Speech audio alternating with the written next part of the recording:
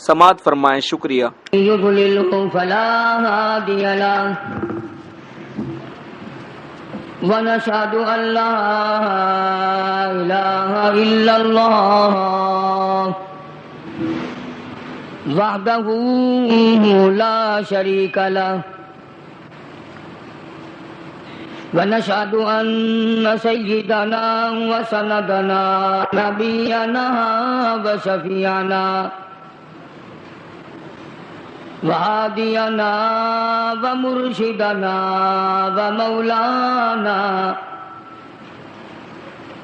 ومولانا محمدا عبده ورسوله أرسله بالحق بشيرا ونذيرا صلى الله تعالى عليه وعلى آله وأصحابه وأزواجه وذرياته وبارك وسلم تسليما كثيرا كثيرا. أما بعد فأعوذ بالله السميع العليم من الشيطان الرجيم. بسم الله الرحمن الرحيم. وما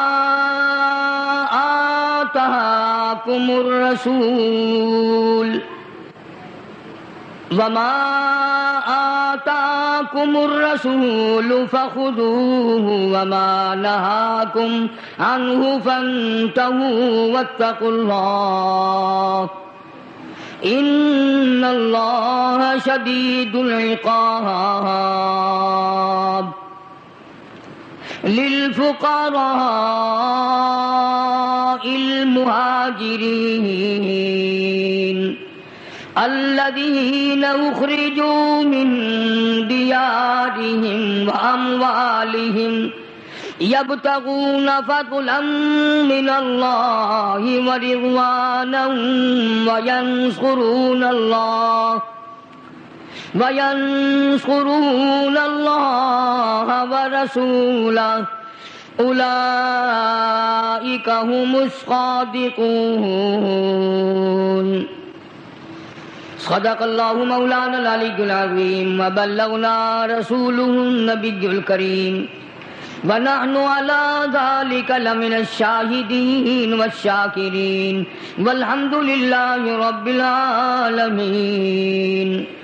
اللهم صل على محمد وعلى آل محمد كما صليت على إبراهيم وعلى آل إبراهيم إنك حميد مجيد. اللهم بارك على محمد وعلى آل محمد كما باركت على إبراهيم وعلى آل إبراهيم إنك حميد مجيد. معراج النبی صلی اللہ علیہ وسلم کے عنوان پر کچھ عرض کیا تھا. سرکار مدینہ صلی اللہ علیہ وسلم کی تعریف، آپ کی ثنا خوانی کما حقہ کون کر سکتا ہے؟ جن کا ثنا خواہ خود خداوند عالم ہو ان کی تعریف کوئی کیسے ختم کرے گا؟ جن کے ذکر کے بغیر کلمہ پورا نہیں، جن پہ درود کے بغیر نماز مکمل نہیں، جن کے ذکر کے بغیر دعا کی قبولیت کی امید نہیں. قرآن کریم کی ہر آیت اور ہر صورت میں جس مدنی کریم صلی اللہ علیہ وسلم کا ذکر خیر ہو، کتنی بڑی عظمت اور کتنی بڑی شان ہے. قرآن کریم میں جتنی توحید کی آیات ہیں وہ امام الانبیاء صلی اللہ علیہ وسلم کے عقائد کا بیان ہے. جتنے احکام کے قرآن مجید میں تذکرہ ہے وہ سرکار مدینہ صلی اللہ علیہ وسلم کے اعمال کا ذکر ہے.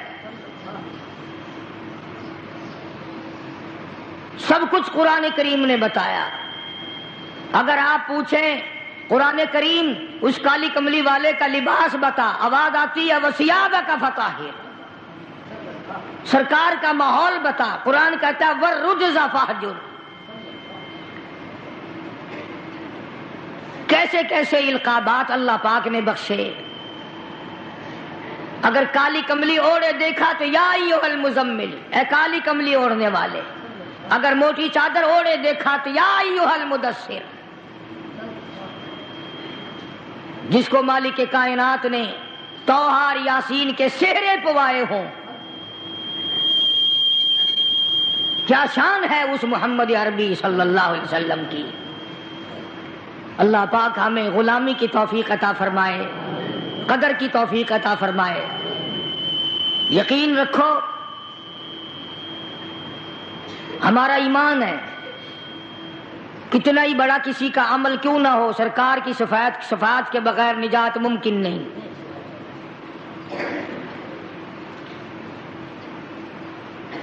یہ وہ کلام الہی ہے جو سرکار مدینہ کو عطا ہوا، جو اللہ پاک کی زبان نے خود ادا فرمایا، جبریل امین نے لا کر سرکار کو دیا، سرکار نے زندگی بھر اس کی تلاوت فرمائی۔ آج جو میں نے آیتیں پڑھی ہیں ان کا خلاصہ یہی ہے، قرآن کریم میں اللہ پاک نے فرما دیا میرا محبوب جو تمہیں دے وہ لے لو، اور جس سے منع کرے اس سے ہٹ جاؤ۔ واتقوا اللہ، ڈرو میرے اس معاملے میں۔ اگر ایسا نہیں کرو گے تو تمہاری دنیا بھی برباد، تمہاری آخرت بھی برباد۔ پہلی امتوں کی بدعمالیوں کی وجہ سے ان کو دنیا ہی میں طرح طرح کی سزا بھگتنی پڑی، اس امت کو آخرت کے اوپر رکھ دیا گیا، جزا سزا سب کچھ وہاں ہوگا۔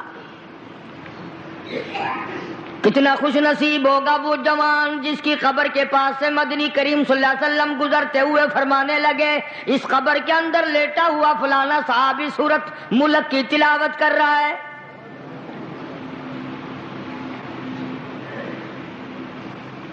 امام الانبیاء محبوب کبریا حضرت محمد مصطفیٰ صلی اللہ تعالی علیہ وسلم خچر پہ سوار ہیں، دو قبروں کے پاس سے خچر گزرنے لگا تو بدک گیا،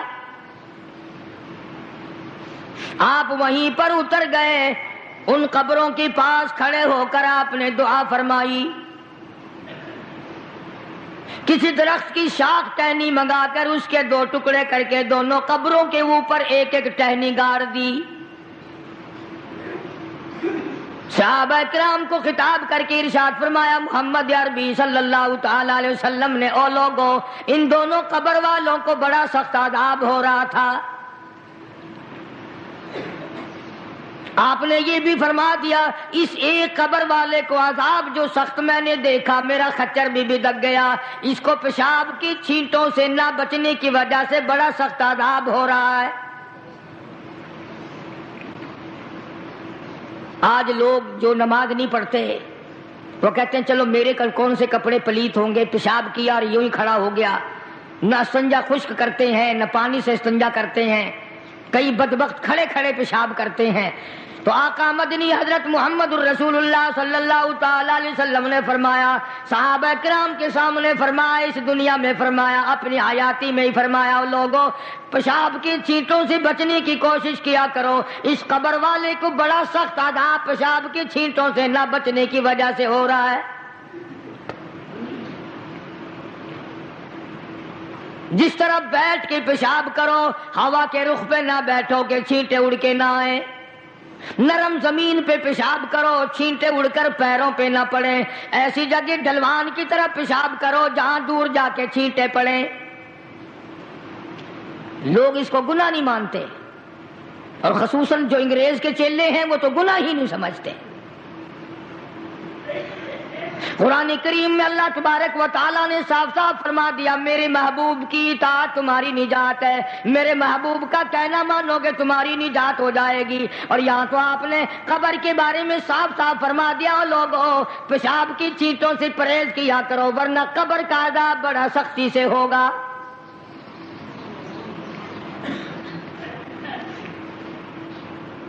لوگ احتیاط نہیں کرتے، ان چیزوں کے بارے میں سوچتے نہیں. آج کل پکی جگہ بن گئی، فلش بن گئے، وہاں بھی اس بات کا خاص خیال رکھو کہ پیروں پہ، وہ کہتے ہیں چلو جی کپڑے تو بچیں، پیروں پہ لگ گئے تو کیا ہے. یہ قبر کا عذاب پیروں سے لے کر سر تک جہاں بھی پیشاب کی چھینٹیں لگیں گی اسی کی وجہ سے شدید عذاب میں مبتلا ہوگا. دوسری قبر والے کے بارے میں ارشاد فرمایا محمد عربی صلی اللہ تعالی علیہ وسلم نے، او لوگو اس مسلمان کو عذاب ہو رہا ہے اس کی چغل خوری کی وجہ سے. اس کو آج ہم گناہ نہیں مانتے، پیٹھ پیچھے گلہ کرنا، شکوہ کرنا، اس کے اندر عیب نکالنا، نقص نکالنا، اس کو ذکر کہتے ہیں. پہلے لوگ شراب خانوں میں بھی چغلی نہیں کیا کرتے تھے، اب تو مسجدوں میں بیٹھ کے چغلی کی جاتی ہے، مسجدوں میں بیٹھ کے گلہ کیا جاتا ہے، منبر رسول پہ بیٹھ کے گلہ کیا جاتا ہے. قرآن کریم نے فرمایا ایاکل لحم اخیہ میتا فکرہتموہ. او لوگوں کیا تم اس بات کو پسند کرو گے، محبوب رکھو گے کہ اپنے سگے بھائی کا مرے ہوئے کا گوشت کھاؤ؟ جس چیز کی برائی اصل میں دل سے نکل جائے پھر اس کو ہم لوگ گناہ بھی نہیں مانتے، اس کو عذاب بھی نہیں مانتے. فرمایا ایاکل لحم اخیہ، اپنے بھائی کا، مردار بھائی کا گوشت کھانے کے برابر ہے اس کا گلہ کرنا، اس کا شکوہ کرنا، اس کی پیٹھ پیچھے چغلی کرنی. میتا فکرہتموہ، مردہ بھائی کا گوشت کھانے کے برابر ہے. قرآن کریم کہتا ہے واتقوا اللہ ان اللہ هو التواب الرحیم.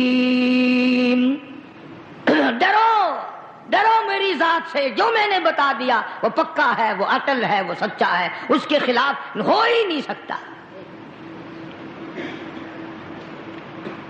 مدینہ منورہ میں اللہ پاک سب کو زیارت نصیب فرمائے.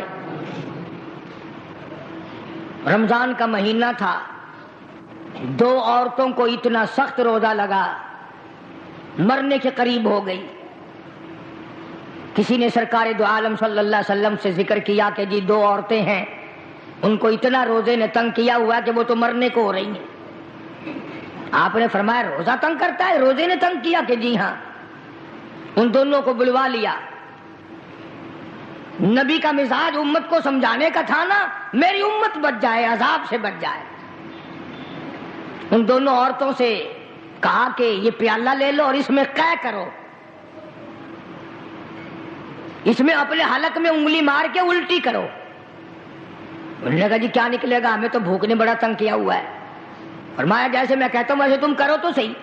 انہوں نے انگلی ماری، جب قے کی تو پیالے میں گوشت کے ٹکڑے اور تازہ خون آیا. اب صحابہ کرام سے حضور کریم صلی اللہ علیہ وسلم نے خطاب کر کے فرمایا کہ وہ جو قرآن ہے نا ایاکل لحم اخیہ میتا فکرہتموہ، انہوں نے چغلی کی ہے، اور وہ بھائی کا جو گوشت، مردار کا گوشت کھانے کا جو قرآن میں آیا ہے وہی ان کے منہ سے اب یہ تازہ لہو اور گوشت نکلا ہے. ان کو روزہ اسی لیے تو زیادہ لگا.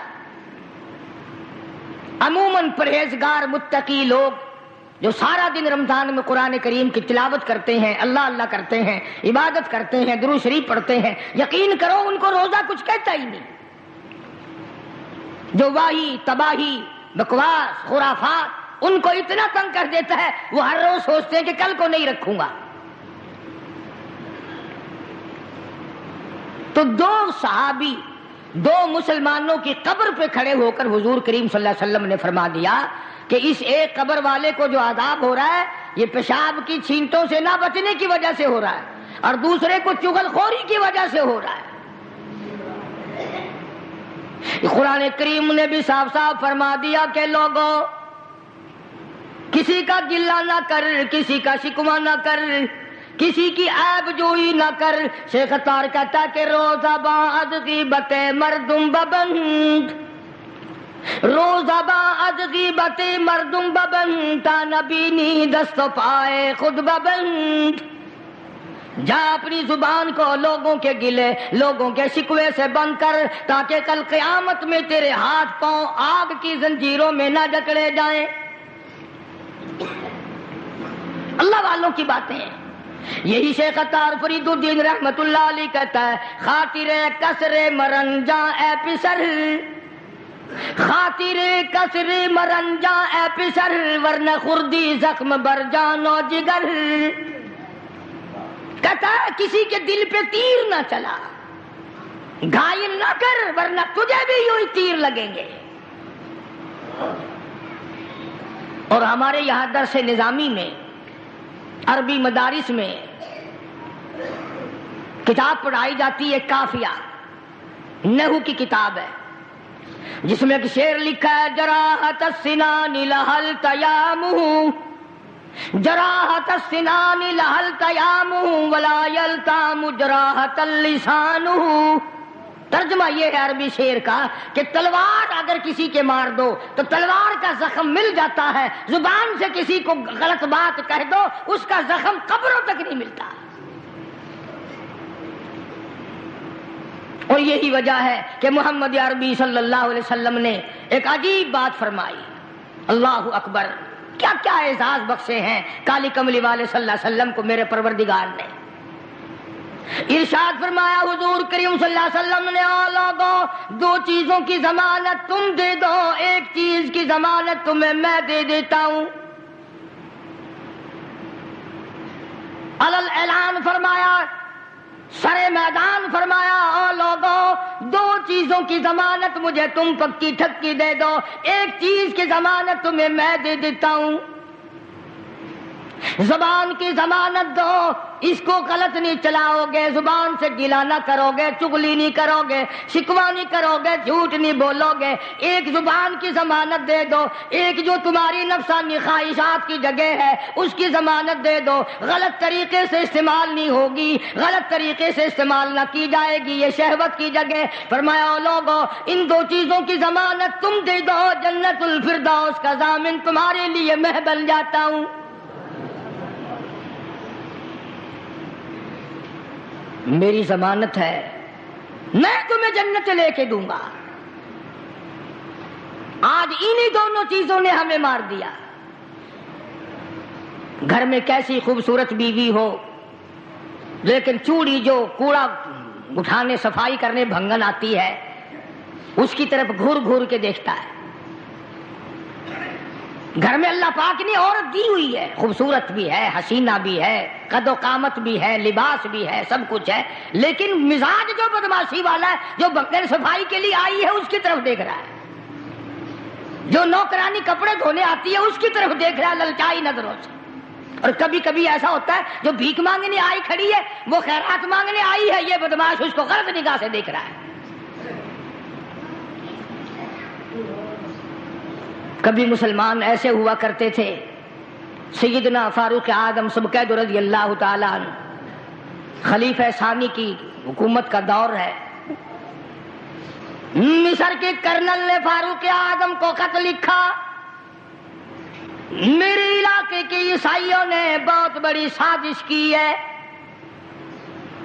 سینکڑوں کی تعداد میں بڑی بڑی خوبصورت لڑکیاں جمع کی ہیں، لڑکیاں اکٹھی کی ہیں اور کوٹھی پہ چڑھا کر کے گانے بجانے کا پروگرام بنایا ہے، ڈانس کا پروگرام بنایا ہے، ناچ کا انتظام کیا ہے اور فوج وہاں سے گزرے گی، لشکر مسلمانوں کا وہاں سے گزرے گا. عیسائیوں نے یہ سارے کا سارا اسی لیے جال بچایا ہے مسلمانوں کے دلوں میں فرق آئے، بے ایمانی آئے، بدماشی آئے.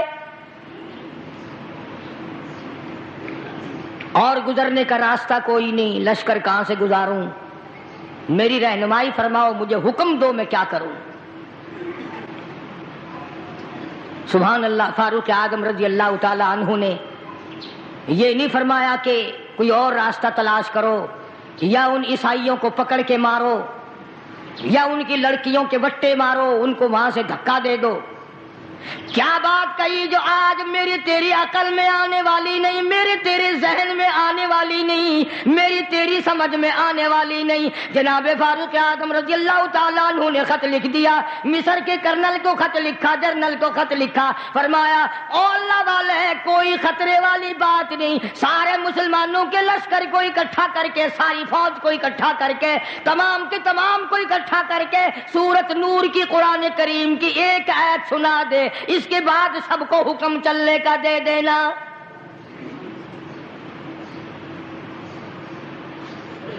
قرآن کریم کی ایک آیت سنا دے۔ فاروق اعظم کا یقین ہے نا کہ مسلمان قرآن سن کر اس کے خلاف نہیں چلتا۔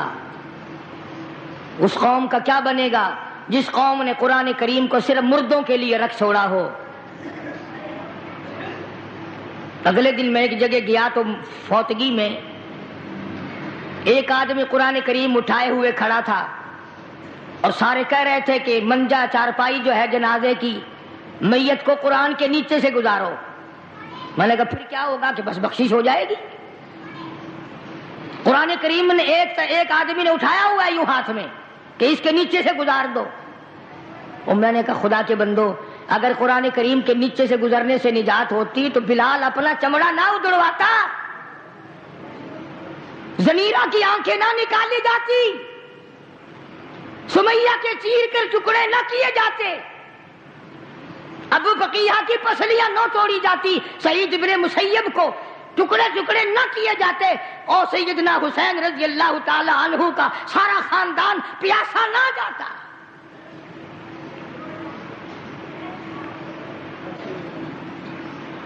کافی دن ہو گئے، ایک اور جگہ فوتگی میں جنازے کے لیے جانے کا اتفاق ہوا تو سرانے قرآن کریم رکھا ہوا تھا۔ میت کی چارپائی جو ہے میت کے سرانے پہ رکھا ہوا، جہاں تکیہ رکھا جاتا ہے۔ وہ قرآن کریم نے اعلان کر دیا وَوُضِعَ الْكِتَابُ فَتَرَى الْمُجْرِمِينَ،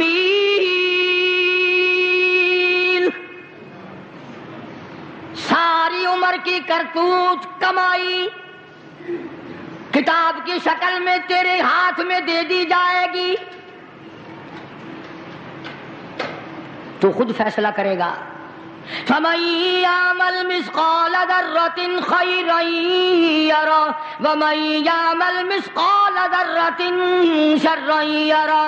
اللہ پاک نے اعلان کر دیا لوگوں، ذرہ برابر نیکی کرو گے وہ بھی سامنے آ جائے گی، ذرہ برابر برائی کرو گے وہ بھی سامنے آ جائے گی۔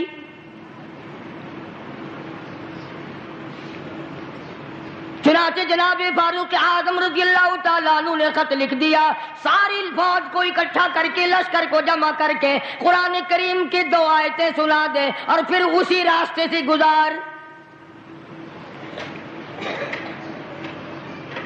یقین کرو ان کے پیٹ بھی تھے، ان کے بچے بھی تھے، نفس بھی تھا، تم سے زیادہ طاقتور تھے، تم سے کہیں زیادہ طاقتور تھے وہ۔ اس نے کرنل نے تو یہ کوئی نہیں کہا، جنرل نے تو یہ مصر کے نے کوئی نہیں کہا کہ جی ایک آیت سے کیا ہو جائے گا، یہ تو سارا قرآن روز پڑھتے ہیں، روز قرآن کریم پڑھتے ہیں، سنتے ہیں۔ چنانچہ فاروق اعظم رضی اللہ تعالیٰ عنہ کے خط پہ عمل کرتے ہوئے سارے لشکر کو جمع کر لیا، ساری فوج کو اکٹھا کر لیا اور تمام کو جمع کر کے فرمایا وَقُلْ لِلْمُؤْمِنِينَ يَغُضُّوا مِنْ أَبْصَارِهِمْ وَيَحْفَظُوا فُرُوجَهُمْ ذَلِكُمْ أَزْكَىٰ لَكُمْ إِنَّ اللَّهَ خَبِيرٌ بِمَا يَصْنَعُونَ۔ اور لوگوں اپنی آنکھوں کی حفاظت کرو، اپنے دلوں کی حفاظت کرو، اپنی شرمگاہ کی حفاظت کرو، اپنی نفسانی خواہشات کی جگہ کی حفاظت کرو۔ اگر تم تھوڑی سی آنکھ سے بھی دیکھو گے ان اللہ خبیر بما یصنعون، میں خدا تمہیں دیکھ رہا ہوں۔ مصر کے جنرل نے، مصر کے کرنل نے قرآن کی ایک آیت سنا دی اور اس کے بعد حکم دیا کہ اسی علاقے سے، اسی گلی سے، اسی ٹھکانے سے گزرے جہاں عیسائیوں کی سینکڑوں لڑکیاں بیٹھی ہیں، حسن و جمال کا پیکر جمع ہے، ڈانس ہے، گانا ہے، بجانا ہے۔ آج الٹا معاملہ ہو رہا ہے، جو ہم قرآن پڑھتے ہیں، پڑھاتے ہیں، سنتے ہیں، سناتے ہیں، جس گھر میں کبھی گانا بجانا نہیں ہوا، آج ٹی وی ٹیلی ویژن آ گئی، اس کی وجہ سے گانا بجانا ہو رہا ہے۔ گھر گھر میں وی سی آر کی ٹھنکار لگی ہوئی ہے، اور گھر والوں کا خیال بھی نہیں کہ گناہ ہو رہا ہے، بربادی ہو رہی ہے، بچیوں کے اخلاق تباہ ہو رہے ہیں۔ بڑے بڑے حاجی نمازی مولویوں کے گھروں میں وی سی آر آ گئے۔ ایمانداری سے خانے خدا میں بیٹھ کے فیصلہ کرو، ہمیں مرتے وقت ایمان کی رتی کیسے ملے گی؟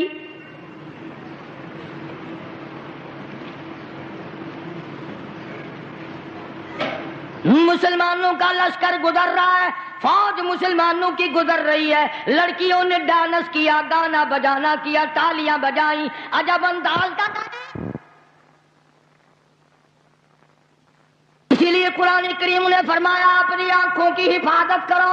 آنکھ ابتدائی گناہ کرتی ہے، پہلا زنا آنکھ سے ہوتا ہے۔ جناب امیر عثمان رضی اللہ تعالیٰ عنہ کی خلافت ہے، مجلس لگی ہوئی ہے، ایک آدمی آ کے بیٹھا ہے۔ حضرت عثمان رضی اللہ تعالیٰ عنہ نے فرمایا لوگ کتنے برے ہو گئے، آنکھ کا زنا کر کے میری مجلس میں آ کے بیٹھتے ہیں۔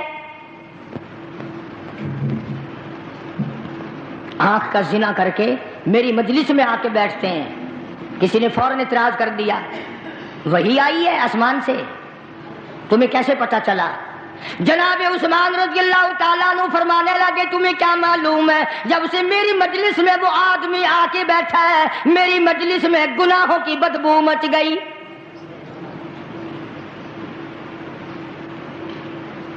آج لوگ حرام خوری کو حرام خوری نہیں سمجھتے، بدماشی کو بدماشی نہیں سمجھتے۔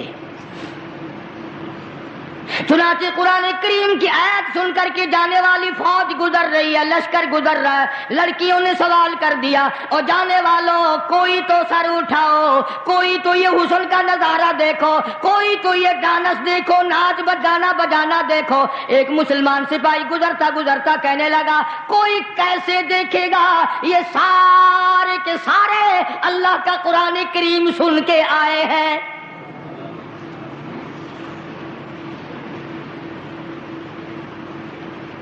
ہم نے تو نہیں کبھی سنا۔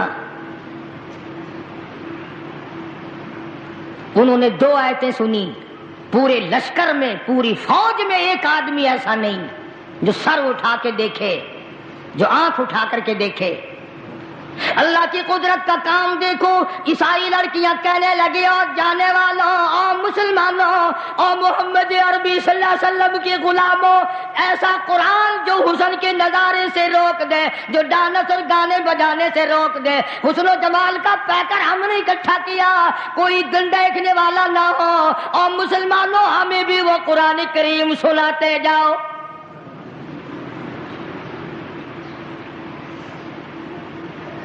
ہمیں بھی وہ قرآن سناتے جاؤ۔ چنانچہ ایک مسلمان سپاہی گزرتا جا رہا ہے اور پڑھتا ہے قل للمؤمنین یغضوا من ابصارہم ویحفظوا فروجہم۔ اور لوگوں اپنی آنکھوں کی حفاظت کرو، اپنی شرمگاہوں کی حفاظت کرو۔ ان ذالکم ازکی لکم، پرہیزگاری اپناؤ۔ ان اللہ خبیر بما یصنعون،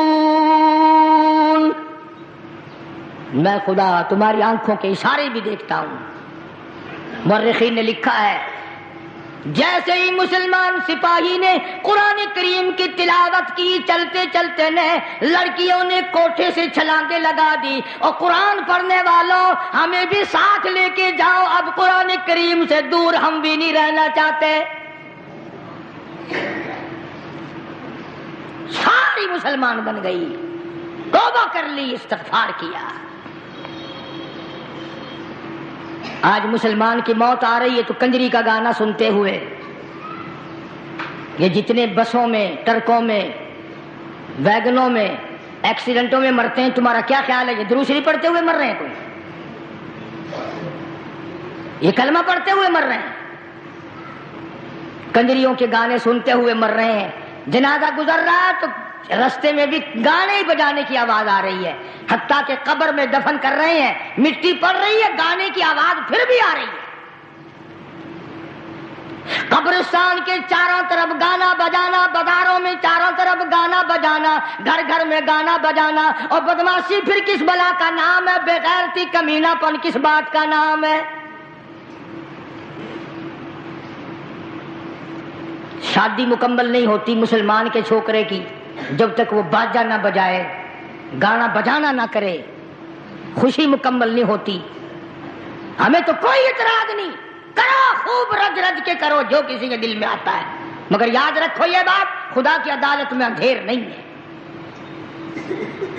تم نے جو کمر باندھ رکھی ہے کہ جو کچھ بھی ہو جائے ہم نے سرکار دو عالم صلی اللہ علیہ وسلم کی مخالفت کرنی ہے، ہر اس کام کو کرنا ہے جس سے آقا نے منع فرمایا، یاد رکھو۔ پھر خدا نے بھی اعلان کر دیا، فرمایا ان بطش ربک لشدید، پھر آ جا میں تجھے سخت عذاب دینے کے لیے تیار بیٹھا ہوں۔ پھر ایسا ایسا عذاب، تکلیف دینے والا عذاب۔ کئی سال ہو گئے اخباروں میں آیا تھا، کوئی نئی نہر کھدوائی گورنمنٹ نے، کھدائی کے دوران پرانا قبرستان آیا، ایک ایکسین صاحب کی طرف سے لکھا ہوا تھا کہ انہوں نے بھی دیکھا اور کافی سارے لوگوں نے دیکھا کہ ایک قبر کے اندر ہڈیوں کا ایک ڈھانچہ اور اس کی کھوپڑی کے قریب کئی شیر کا ایک وٹھوا بچھو بیٹھا ہے، گوشت نہیں، چمڑا نہیں، ہڈیوں کا ڈھانچہ ہے۔ تو لکھا تھا کہ جب وہ ڈنک مارتا تھا کھوپڑی میں، پیروں کی طرف سے بالکل سیدھا کھڑا ہو جاتا تھا۔ کوئی ٹھکانہ عذاب الہی کا، جتنا وہ کریم ہے، جتنا وہ رحیم ہے، جتنا وہ ستار و غفار ہے، جب اس کی بے نیازی پہ آئے تو قہار و جبار بھی ہے۔ آج ہمارے گھروں سے سکون نکل گیا، اطمینان چلا گیا، خیر و برکت رخصت ہو گئی، اللہ اللہ ہمارے گھروں میں نہیں رہی، عورتیں نماز نہیں پڑھتی، مرد نماز نہیں پڑھتے، قرآن کریم کی تلاوت کرنے والا کوئی نہیں۔ بتاؤ یہ گھر ہے مسلمان کا گھر ہے یا کراڑ کی منڈی ہے؟ بس وہ طریقہ تجھے بتا دیا ملا نے کہ مرنے کے بعد 1 گھنٹہ قرآن کریم پڑھوا لینا، 80 سال کی نمازیں ختم، 80 سال کے روزے معاف ہو جائیں گے، 80 سال کی بدماشی معاف ہو جائے گی، جوا تاش سارا معاف ہو جائے گا۔ چٹی داڑھی، بڑھے پایا ہوا، قبر میں پاؤں لٹک رہے، اب بھی تاش کھیل رہے ہیں۔ ابو داؤد شریف میں حدیث پاک ہے، ارشاد فرمایا محمد عربی صلی اللہ تعالی علیہ وسلم نے، لوگوں جو آدمی تاش کھیلتا ہے ایسا سمجھو جتنی دیر تک تاش کھیلتا رہا جیسا کہ سور کے لہو میں ہاتھ ڈبوئے بیٹھا ہے۔ اور اتنی سختی تو محمد عربی صلی اللہ علیہ وسلم نے کہیں بھی نہیں فرمائی کہ جوا کھیلنے والا، تاش کھیلنے والا سلام کرے تو اس کے سلام کا جواب نہ دو، اگر سلام کرے اس کے سلام کا جواب نہ دو۔ یہاں ساری رات کھپ جاتی ہے، بچپن سے عادت پڑتی ہے غلط چیزوں کی، نہ ماں باپ ٹوکتے ہیں، نہ کوئی اور طرح کی باتیں کرتا ہے۔ بہرحال دین کسی کا محتاج نہیں، قرآن کسی کا محتاج نہیں، اللہ کا دربار کسی کا محتاج نہیں۔ جو کرو گے تمہارے پلے باندھ دیا جائے گا، جو نہیں کرو گے وہ تمہیں نہیں ملے گا۔ لاکھ ملا کوشش کرے، جب تک تیرا اپنا عمل صحیح نہیں نجات ممکن نہیں۔ تم نے سہارا بنا لیا ہے، کوئی کہتا ہے میت کو قرآن کے نیچے سے گزار دو، کوئی کہتا ہے قرآن کو سرہانے رکھ دو کافی ہے۔ آؤ تم کہو گے تو صحیح، مگر سن جاؤ قاری حنیف سے مدنی کریم صلی اللہ علیہ وسلم کی حدیث پاک، نبی کا غلام ہے، نبی صلی اللہ علیہ وسلم کا غلام ہے۔ بتاؤ غلام ہو حضور کا اور سامان ہو حضور کا صلی اللہ علیہ وسلم۔ توجہ کرو، دل کی تختی پہ لکھ کے لے جاؤ، کام آئے گی زندگی بھر یہ بات۔ غلام بھی نبی کا، سامان بھی نبی کا، ڈاچی بھی نبی کی صلی اللہ علیہ وسلم، تینوں چیزیں نبی کی ہیں۔ غلام بھی سرکار کا، سامان بھی سرکار کا، ڈاچی بھی سرکار کی صلی اللہ علیہ وسلم۔ سامان لاد رہا ہے، دشمن کی طرف سے تیر آیا، اس غلام کو لگ گیا، دل پہ تیر لگا، فوراً مر گیا۔ سارے صحابہ نے شور مچایا، جنتی جنتی جنتی جنتی جنتی، شہید ہو گیا شہید ہو گیا جنتی۔ سرکار تشریف لائے، اللہ اکبر، سرکار مدینہ سب کا جو صلی اللہ علیہ وسلم تشریف لے آئے اور یوں دیکھا، فرمایا ہوا فی النار،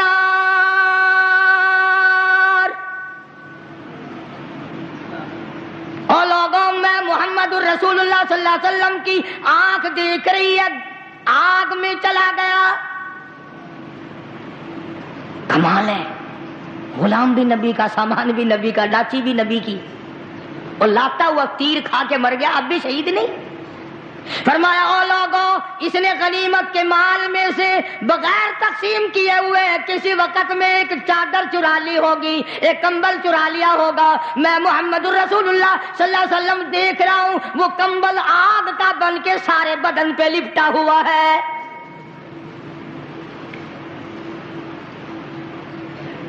یہ یوں ہی تو نہیں مسجد میں سے جتی اٹھا کر لے جاتے ہیں، چلو جی جتی لگ گئی ہے، پتہ چلے گا، قبر آنے تو دے، موت آنے تو دے۔ صاحب نبی نے فرما دیا کہ میری آنکھ دیکھ رہی ہے کہ وہ چادر آگ کی بن کر سارے بدن پہ لپٹی ہوئی ہے۔ چنانچہ ایک دوسرا صحابی اٹھا، توجہ، دوسرا صحابی اٹھا اور یہ جو چپل میں جو تسمے سے لگے ہوئے ہوتے ہیں یہ لے کے آیا اور کہنے لگا، کالی کملی والے، میری جتی کا یہ تسمہ نہیں تھا، بغیر مال تقسیم کیے ہوئے میں نے مال غنیمت میں سے یہ تسمے اٹھا کر اپنی جتی میں لگا لیے تھے، میں تو واپس کر رہا ہوں۔ آپ نے فرمایا میں نہیں لیتا، یہ آپ جہنم کے انگارے ہیں۔ آخر وہ کون سا وقت آئے گا جب ہم ہوش کریں گے، وہ کون سا وقت آئے گا جب ہم تدبیر کریں گے، وہ کون سا وقت آئے گا جب آخرت کی تیاری کریں گے؟ وہ کوئی نرالی عمر ملے گی تیاری کے لیے؟ کسی کا پیسہ کھانا پڑے وہ نہیں چھوڑنا۔ پرسوں ترسوں کی بات ہے، صبح صبح میں یہاں سے نماز پڑھ کے باہر نکلا، دو آدمی آئے کہ کسی بس سے یہ کٹا گر گیا، یہاں رکھ لو، اعلان کرنا، کوئی مالک ہوگا آ کے لے جائے گا۔ اب ہم لوگ تو ڈرتے بھی ہیں نا بھئی کسی کی نہ جانے کیسی چیز ہو کیا۔ میں نے، دو آدمی تھے، اس وقت تک انہوں نے دیکھا نہیں تھا اس میں ہے کیا، میں نے کہہ دیا، میں نے کہا اس میں ہے کیا؟ اس نے جو کھول کے دیکھا نا اس میں تھی سائیکل کی ٹوپیں، فوراً بے ایمان ہو گیا، کہنے لگا چلو منڈی والی مسجد اعلان کراویں گے۔ کٹا ملا سڑک پہ اور اعلان کرائے گا منڈی کی مسجد میں۔ ابھی تازہ بات پرسوں کی، فوراً بے ایمان ہو گیا کہ انہوں نے سمجھا ہوگا کسی کے پرانے کپڑے ہوں گے، کوئی بوری شوری ہوگی، پھر اندازہ لگایا ہوگا کہ سائیکل کی ٹوپے جو قیمتی چیز ہے یا تو میرے سامنے کھڑا تھا یا فوراً چل دیا۔ آول جلو منڈی مسیت والی، اور منڈی والی مسیت وڈی ہے، اتنے اعلان کروے سو آگے مومن دا پتر بڑا وڈا ہی دیکھن سار بے ایمان تھی گیا۔ اچھا بھلا کیا عمر لنگ جائے گی، کسی کے 10 روپے 20 روپے 100 روپے، کسی کی جوتی، کسی کا چادر، کسی کا سائیکل، یہ جو اٹھا لیتے ہیں کیا سمجھتے ہیں ہم بڑے کامیاب ہیں؟ خدا کی قسم موت کے وقت وہ تلخی منہ میں آئے گی جو لاکھوں برس نہیں جائے گی۔ حضرت عیسیٰ علیہ السلام کا معجزہ قرآن نقل کرتا ہے، احیی الموتیٰ باذن اللہ۔ حضرت عیسیٰ علیہ السلام اللہ کے نبی کو اللہ نے یہ معجزہ دیا تھا کہ مردے کو زندہ کر دیتے تھے۔ تو قوم نے اعتراض کیا، نوے نوے مردے زندہ کر دیتا ہے، کوئی پرانا مردہ زندہ کر کے دکھا۔ عیسیٰ علیہ السلام نے فرمایا چلو تم پرانی سے پرانی قبر پہ مجھے لے چلو۔ لے گئے، حضرت نوح علیہ السلام کے بیٹے کی قبر تھی شام کی، وہاں جا کے کھڑا کر دیا کہ اس میں جو مردہ ہے اسے زندہ کر۔ انہوں نے فرمایا قم باذن اللہ، اللہ کے حکم سے کھڑا ہو جا، زندہ ہو۔ اس نے یوں سری باہر نکالی تو لوگوں نے بھی دیکھا، عیسیٰ علیہ السلام نے بھی دیکھا، سفید داڑھی۔ حضرت عیسیٰ علیہ السلام نے فرمایا تجھے کیا ہوا، تو کون ہے؟ اس نے کہا میں سام ہوں، نوح علیہ السلام کا بیٹا ہوں۔ انہوں نے کہا تمہارے زمانے میں تو سفید بال ہوتے ہی نہیں تھے، تمہارے زمانے میں سفید بال ہوتے ہی نہیں تھے، یہ تیری داڑھی کیسے سفید ہو گئی؟ کہنے لگا جب یکدم اب مجھے اٹھنے کا حکم ملا میں سمجھا قیامت آ گئی، اتنے فکر نے میری کالی داڑھی کو سفید کر دیا۔ تو آج ہمارے تصور میں کہاں ہیں یہ چیزیں؟ غور کرو، خیال کرو، میری کسی سے لڑائی نہیں، جھگڑا نہیں. اس لیے یہ بات عرض کرتا ہوں کہ آخرت بناؤ، اپنی قبر بناؤ، موت کا سامان کرو، اللہ کے عذاب سے بچنے کی تدبیریں کرو. اللہ پاک مجھے اور آپ کو عمل کی توفیق عطا فرمائے. وآخر دعوانا الحمدللہ رب العالمین. اللہم صلی وسلم وبارک علی سیدنا و مولانا محمد وعلی آل سیدنا و مولانا محمد وبارک وسلم. یا اللہ سب مریضوں کو شفا عطا فرما. کوئی بچی بیمار ہے اللہ پاک اس کو بھی صحت کاملہ عطا فرما. سرفراز خان میرے دوست ہیں، ان کی ایک پریشانی ہے کافی دنوں سے، اللہ پاک اپنے فضل و کرم سے محض اپنی مہربانی سے اس پریشانی کو دور فرما. اور جتنوں نے بھی دعاؤں کے لیے حاجی خدا بخش کا بھائی بیمار ہے اللہ صحت کاملہ عطا فرمائے. مولانا عبید اللہ انور مدذلہ حضرت لاہوری رحمۃ اللہ علیہ کے صاحبزادے بہت بڑے ولی اللہ ہیں، کئی دنوں سے اسپتال میں ہیں، بے ہوش رہے اب ہوش میں ہیں. دعا فرماؤ اللہ پاک صحت کاملہ عطا فرمائے. سب مریضوں کو شفا عطا فرما، سب کے دکھ دردوں کو دور فرما، سب کی پریشانیوں کو دور فرما، سب کے کاروبار میں برکت عطا فرما. یہ جتنے ساتھی ہیں مسجد میں آتے ہیں انتظام کرتے ہیں، یا اللہ تمام کے کاروبار کو، تمام کی دینی دنیاوی زندگی کو چمکا دے، اس کو اپنی رونقوں سے اس کو دوبالا فرما دے. یا اللہ مسجد مدرسے کے خدمت گزاروں کے مال و جان میں برکت عطا فرما. کسی کو کسی کا محتاج نہ بنا، اپنے دروازے سے ہم سب فقیروں کو جھولیاں بھر دے. کوئی ساتھی ہے اس کو ذہنی پریشانی، اللہ پاک اطمینان قلب عطا فرمائے. اللہ پاک ہم سب کو سکون قلب عطا فرما. قرآن کریم کو ذوق شوق عطا فرما. نماز اور دین کا ہمارے گھروں میں خیر و برکت عطا فرما، اور تمام مسلمانوں کے گھروں کو خیر و برکتوں سے آباد فرما. سب کے سلیمان کو بھی کوئی تکلیف بتا رہے ہیں. یاسین کی والدہ کو چوٹ لگ گئی تھی، ابھی صحیح نہیں ہوئی، بیچاری نیک مائی ہے، نماز بھی نہیں پڑھ سکتی. اللہ پاک صحت کاملہ عطا فرما. یہ جتنے بھی عبد الرحمان ہے اور جنہوں نے دعاؤں کے لیے کہا، سب کے دینی دنیاوی پریشانیوں کو دور فرما، مشکلوں کو آسان فرما، سب کے کاروبار میں برکت عطا فرما. الہی ہماری دنیا اور آخرت کی زندگی کو اچھے سے اچھا. گزشتہ جمعے میں حج بیت اللہ خانہ کعبہ کے سلسلے میں کچھ عرض کر رہا تھا. پروردگار عالم جو لوگ پہنچ گئے ہیں، پہنچ رہے ہیں، اللہ تعالیٰ سب کو حج مبرور نصیب فرمائے، اور ان کی دعاؤں میں اللہ پاک ہم سب کا حصہ عطا فرمائے. خوش نصیب ہیں وہ لوگ جو اس وقت حرم پاک میں اپنے رب کے دروازے پہ پڑے ہیں.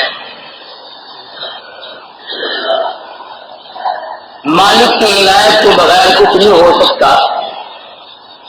جسے وہ بلائے وہی جاتا ہے. نہ دولت سے جا سکتا ہے، نہ گھر سے جا سکتا ہے، نہ تخت و تاج سے جا سکتا ہے.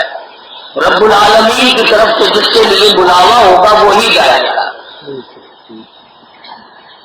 اور اس پر بھی ڈرنا چاہیے کہ وہاں بلا کر کے بلانا اور آنا اور جانا منظور بھی ہو جائے.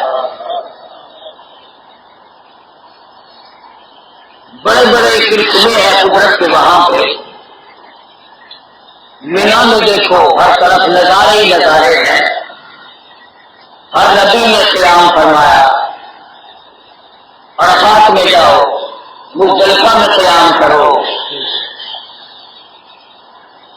ارکان ہے، مناسک ہے، رب العالمین کے حکم ہے. اور بعض احکام تو ایسے ہیں کہ رب العالمین نے پورے انبیاء کرام سے ادا کرائے. ایوب علیہ الصلوۃ والسلام ہوں، یعقوب علیہ الصلوۃ والسلام ہوں، حضرت یوسف، حضرت یحییٰ علیہ الصلوۃ والسلام، کوئی سا پیغمبر بھی ہو جو بھی حج کرنے آیا اسے وہ سارے ارکان ادا کرنے پڑے جو اللہ پاک آج حاجی سے کرا رہے ہیں. کہ جس کا دل چاہتا ہو کہ میں وہاں قدم رکھوں جہاں ابراہیم علیہ الصلوۃ والسلام کا قدم رکھا گیا، جس کا دل چاہتا ہو کہ میں وہاں قدم رکھوں جہاں اسماعیل علیہ الصلوۃ والسلام کا قدم رکھا گیا، میں وہاں قدم رکھوں جہاں حضرت سلیمان علیہ الصلوۃ والسلام، حضرت یعقوب علیہ السلام کا قدم مبارک رکھا گیا، تو اسے چاہیے کہ وہ بیت اللہ کا طواف کرے. ہر نبی نے ایسا کیا ہے.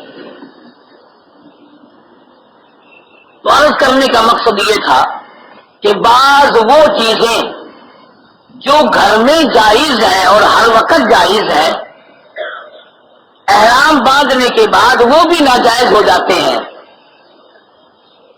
جیسے خوشبو کا لگانا احرام باندھنے کے بعد بالکل جائز نہیں جب تک احرام کھلے۔ اپنی بیوی کی طرف شہوت کی نگاہ سے دیکھنا بھی جائز نہیں۔ فلا رفث ولا فسوق ولا جدال فی الحج، اتنا پاکیزہ رکن ہے، اس سے بڑھ کر کیا پاکیزگی ہوگی کہ رب العالمین اپنے دروازے پہ بلا لے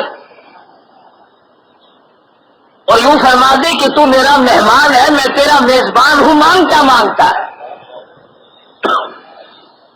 عجب شان ہے مانگنے والوں کی، پھر مانگنے والے بھی مانگتے ہیں نا۔ ہم تو کوئی پیسہ مانگے گا، کوئی شادی مانگے گا، کوئی بنگلہ مانگے گا، کوئی کوٹھی مانگے گا۔ کچھ مانگنے والے ایسے بھی جاتے ہیں جو ہر وقت یہ کہتے الہی میری اور سارے جہان کی آخرت اچھی کر دے۔ ان کا ایمان ہوتا ہے کہ آخرت سب سے بڑی شے ہے اور آخرت ہی سب کچھ ہے، قبر کی زندگی، حشر کی زندگی، پائیدار زندگی ہے۔ اس لیے فرمایا وَتَزَوَّدُوا فَإِنَّ خَيْرَ الزَّادِ التَّقْوَىٰ وَاتَّقُونِ يَا أُولِي الْأَلْبَابِ لَيْسَ عَلَيْكُمْ جُنَاحٌ أَن تَبْتَغُوا فَضْلًا مِّن رَّبِّكُمْ فَإِذَا أَفَضْتُم مِّنْ عَرَفَاتٍ فَاذْكُرُوا اللَّهَ عِندَ الْمَشْعَرِ الْحَرَامِ واذكروه كما هداكم وإن كنتم من قبله لمن الضالين۔ فرمایا پروردگار عالم نے جب فارغ ہو جاؤ عرفات سے، مزدلفہ میں آ جاؤ، چلتے پھرتے احرام باندھے ہوئے، کفنی گلے میں ڈالے ہوئے، میرا نام ہو، تیری زبان ہو، ہر وقت مجھے یاد کرتا رہے، تلبیہ پڑھتا رہے، لبیک اللہم لبیک لا شریک لک لبیک، الہی میں حاضر ہو گیا ہوں، تیرے دروازے پہ حاضری دینا میرا کام ہے، قبول کر لینا تیرا کام ہے۔ فرمایا اس طرح پہ یاد کر جس طرح کہ تم سے پہلے لوگ یاد کیا کرتے تھے۔ میدان عرفات ہی میں قیامت کا میدان قائم ہوگا۔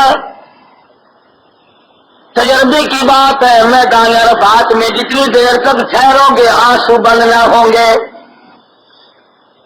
جبل رحمت پہ قدم رکھتے ہی جگر پھٹنے لگ جاتا ہے، خود بخود آنسو بہنے شروع ہو جاتے ہیں، اس لیے کہ بابا آدم علیہ السلام نے کئی سو برس تک آنسو بہائے۔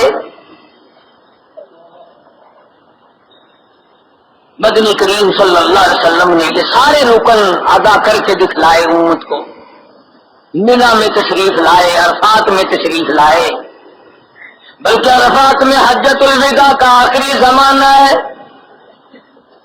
آخری جب فرمایا او لوگوں، آخری نبی کا آخری پیغام،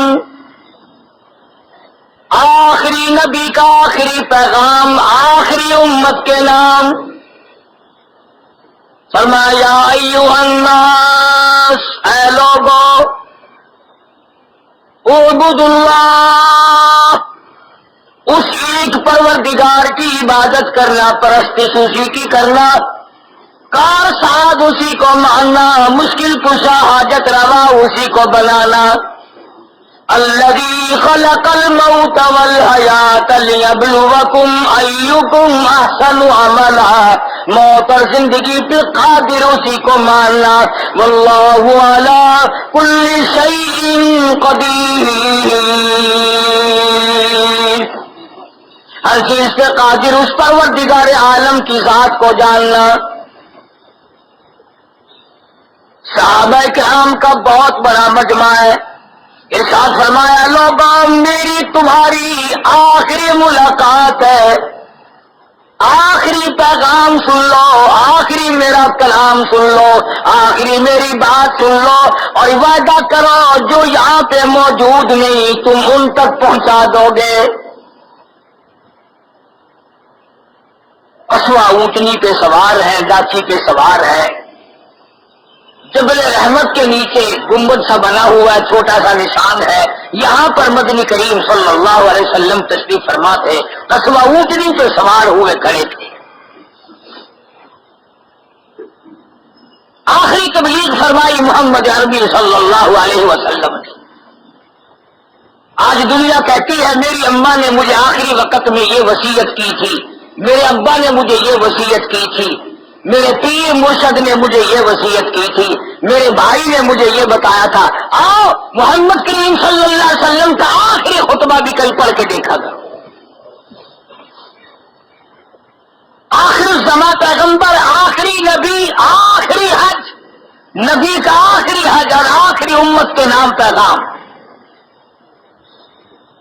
فرمایا اعبدوا اللہ، اللہ تبارک و تعالی کی عبادت کرنا، او ما ملکت ایمانکم، اپنے غلاموں، باندیوں، خادموں کے معاملے میں نرمی برتنا، اتقوا فی النساء، عورتوں کے معاملے میں نرمی سے کام لینا، الصلاۃ الصلاۃ، نماز کی پابندی کرنا۔ آخری نبی کی آخری کلمات ہیں، آخری پیغام ہے، آخری خطبہ ہے محمد عربی صلی اللہ علیہ وسلم کا۔ بدقسمت قوم، تم نے کبھی مطالعہ نہیں کیا، سوچا تک نہیں کہ کتنے بڑے اولو العزم پیغمبر کے ہم امتی ہیں، کتنی بڑی عظمت والی سرکار کے ہم لوگ غلام ہیں، اور پھر ہمارا حال کیا بنا ہوا ہے۔ رات کو چین نہیں، دن کو چین نہیں، صبح شام آہیں بھر بھر کی کٹتی ہے۔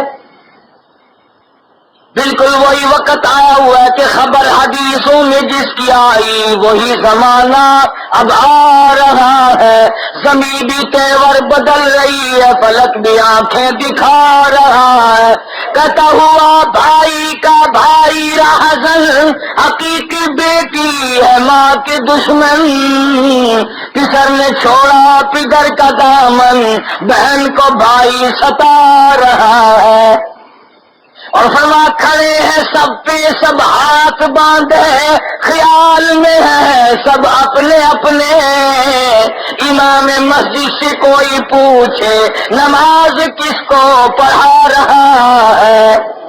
یہ پچھلے سارے دکانوں پہ بیٹھے ہیں، یہ سب کاروبار میں مشغول ہے، تم کس کو نمازیں پڑھا رہے؟ مدنی کریم صلی اللہ تعالی علیہ وسلم نے مدینہ پاک کی فضیلت بھی بیان فرما دی، فرمایا لوگوں میرا مدینہ عجیب سا ہے، مدینہ مدینہ ہے،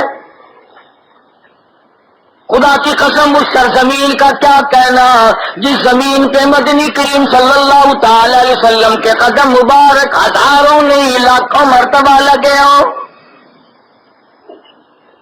صحابہ کرام زخمی ہیں، غزوے اور جنگ کے زخم اب تک صحابہ کرام کو موجود ہے۔ ایک دن ارشاد فرمانے لگے او لوگوں میرے مدینے کی مٹی میں بھی شفا ہے، مدینے کی خاک لگاؤ۔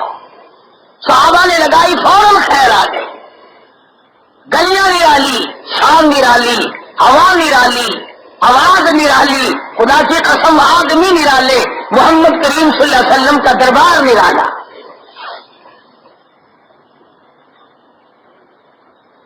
حضرت مولانا محمد قاسم صاحب نانوتوی رحمت اللہ علیہ ابھی کئی میل ادھر کو تھے کہ اپنی سواری سے نیچے اتر گئے، رات کا وقت تھا، قدم زخمی ہونے لگے، لہو لہان ہو رہے تھے، جوتی نکال کر بغل میں دبا لی، ساتھی نے عرض کیا اگر سواری خالی چل رہی ہے، پاؤں زخمی ہو رہے ہیں، سوار ہو جائیے۔ فرمایا آقا کے شہر میں سواری پہ سوار ہو کر داخل ہوتے ہوئے شرم آتی ہے۔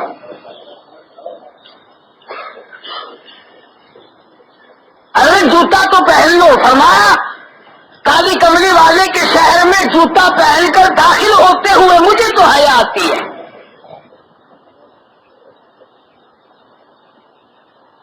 جتنے دنوں مدینے پاک میں قیام رہا مولانا محمد قاسم نانوتوی رحمۃ اللہ علیہ نے قطعی طور پر بالکل جوتا استعمال نہیں کیا. آؤ میں تمہیں مدینے والے کا ادب بتاؤں. دارالعلوم دیوبند کا بانی، دیوبندیوں کا بہت بڑا پیر و مرشد اس قدر مدینے پاک کا ادب کرتا ہے. جتنے دنوں مدینے میں قیام رہا لوگوں نے کہا بھی حضرت آپ جوتی پہننا کریں. فرمایا میں اتنا بے ادب نہیں ہوں جہاں شہنشاہ کائنات کے قدم لگے ہوں میں جوتا رکھوں.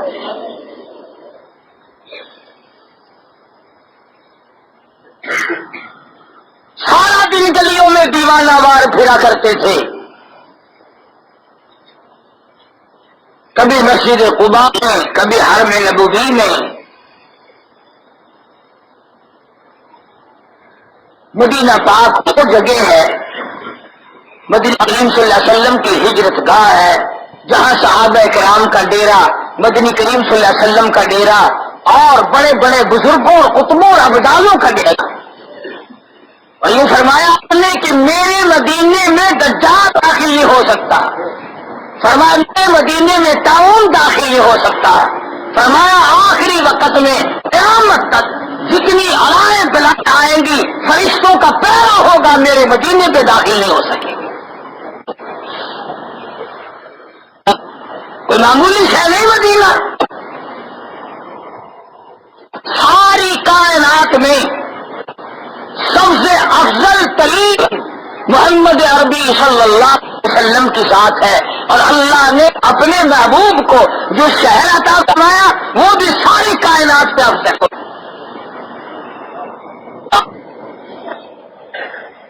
مدینے کی وہ گلیاں جن میں آپ رات کو دن کو صبح شام چلے ہوں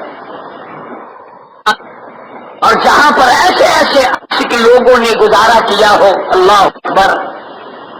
ہجرت فرما کر جب آپ مدینہ پاک میں تشریف لائے ہر صحابی کی تمنا میرے یہاں قیام ہو، میری قسمت جاگ اٹھے، میرا نمبر لگ جائے.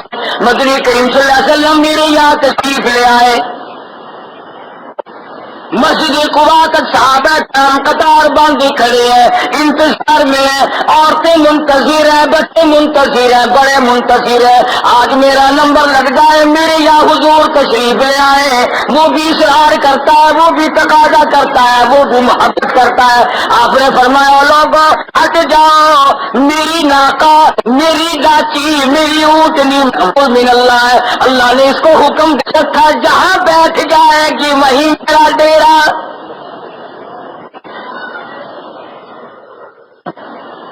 دولت مندوں کے آگے سے گزر گئی، رئیسوں کے گھر آگے سے گزر گئی، بڑے بڑے امیروں کے یہاں سے آگے سے گزر گئی اور جا کے ابو ایوب انصاری رضی اللہ تعالیٰ عنہ کے دروازے پہ بیٹھ گئی.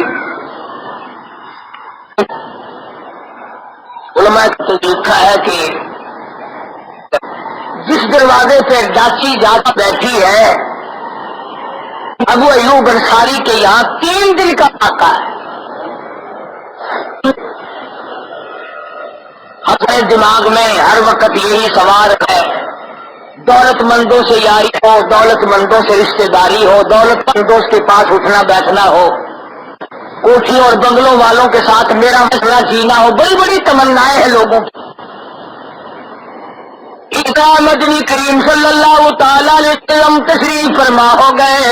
ابو ایوب انصاری رضی اللہ تعالیٰ عنہ حضور کے مہمان، حضور جس کے مہمان نے میزبان بنائی ابو ایوب انصاری اپنے مقدر پہ ناز کرتا ہے، فخر کرتا ہے. اللہ نے مجھے کتنی عظمت بخشی، مرتبہ عطا فرمایا کہ حضور صلی اللہ علیہ وسلم میرے گھر تشریف لاتا. ہجرت کے وقت سب سے پہلے مدینے آپ نے ڈیرا اور قیام میرے یہاں فرمایا. آج بدقسمت قوم کی تمنا یہ بھی نہیں کہ خام میں حضور صلی اللہ علیہ وسلم کی زیارت ہو جائے، دیدار ہو، یہ بھی تمنا ہی نہیں. جتنی دعائیں مانگو گے ہر وقت دنیا کی دعا، ہر وقت دنیا کی دعا ہم لوگ مانگیں گے، میں بھی تم میں شامل ہوں۔ نہ آخرت پہ ہمارا ایمان ہے، نہ ہم آخرت کے طلبگار ہیں، نہ ہمیں اس جہان میں جانا ہے، نہ ہم نے وہاں کچھ مانگ کے یہ کچھ مانگنا ہے۔ مدنی کریم صلی اللہ تعالی علیہ وسلم سے عرض کی گیا، یا رسول اللہ آپ اوپر تشریف لے جاؤ، ہم نیچے قیام کریں گے، آپ ادب کے لیے ہم کہتے ہیں اوپر تشریف لے جاؤ۔ آپ نے فرمایا تو ایوب ہم نیچے اچھے ہیں، اوپر جانے آنے میں تکلیف ہوگی، ہر وقت پردہ کرانا پڑے گا، ہر وقت لوگ کو آواز دینی پڑے گی۔ اندازہ لگا امام الانبیاء مدنی کریم صلی اللہ تعالی وسلم امتی کے گھر میں آواز لگا کر داخل ہو رہے ہیں۔ پردہ دیکھیے، اسلام دیکھیے، نبی کی شان دیکھیے۔ فرمایا ابو ایوب اوپر چلے جاؤ، تم آرام سے اوپر رہو، میرا نام نیچے رہے گا۔ ابو ایوب انصاری رضی اللہ تعالیٰ عنہ اوپر تشریف لے گئے۔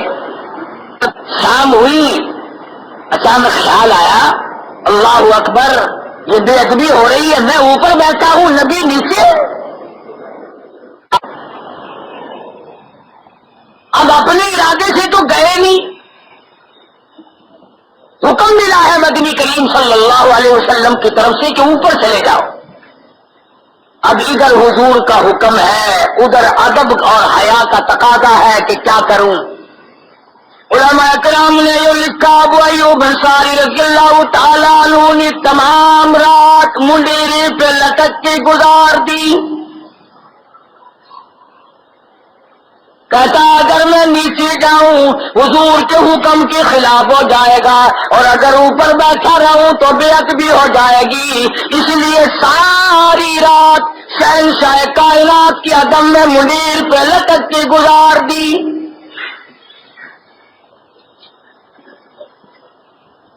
آج کہاں تب چلا گیا، کہاں غیرت چلی گئی، کہاں مدنی کریم صلی اللہ علیہ وسلم کی عظمت ہمارے دلوں سے نکل گئی۔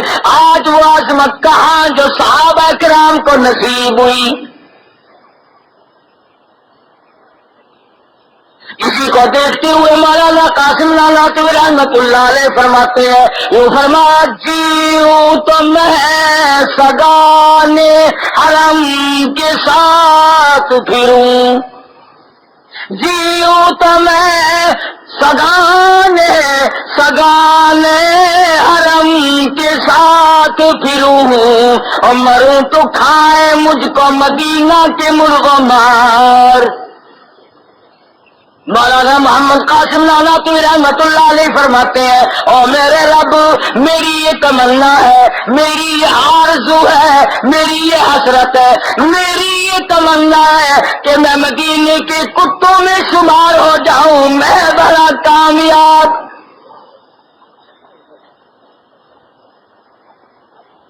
میری موت مدینے میں آ جائے، میری گوشت پوشت کو مدینے کے پرندے کھا جائیں، میں اس سے بڑا راضی۔